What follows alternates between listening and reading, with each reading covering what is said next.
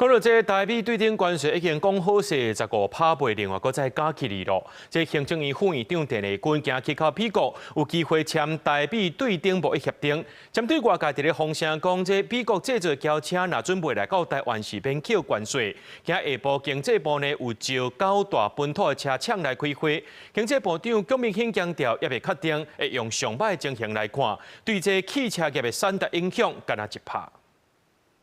车辆工业同业工会理事长李建辉、陆力车总经理姚振祥、豪华先进董事长李炳安等人拢到场。台美对顶关税虽然降到15%，不过台美对顶贸易协定 LRT 的内容也未签。这么传讲，美国制造的进口车关税总计降到0。30下昼，经济部特别邀请9大本土车厂开闭门会议，不过业者对零关税拢无讲。 不好意思，来，等一等，部长会统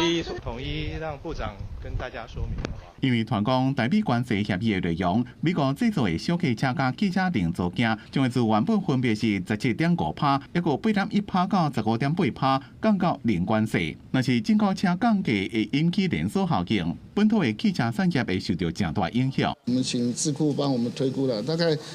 影响大概是1%点多啦。我们当然是用最极端的值来推估了，他们也期待就是说，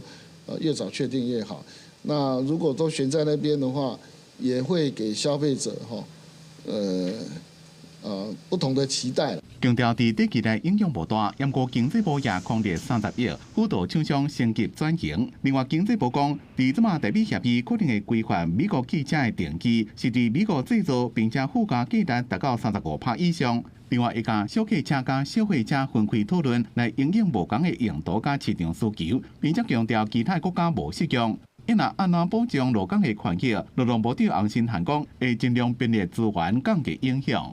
我想安心是一件非常重要的事情，所以明天下午我们也有邀集了我们汽车业的工会，会在劳动部，那我们也会来跟大家座谈，那大家在交换意见，我们用什么方式可以有更多的互相的支持。国民党立委讲，台美协定签订就要全面监督，除了汽车零关税，总计一个月进口美国的牛甲肉加白奶。行政院发言人李慧芝回应，谈判团队一直拢秉持着维护国家利益、守护产业利益、守护国民健康、确保粮食安全4大原则。行政院副院长陈立军按算30尾函国去华府，甲美国贸易代表磋商，等双方完成协定本文确认了后，应该会当伫这礼拜签署协定。记者综合报道。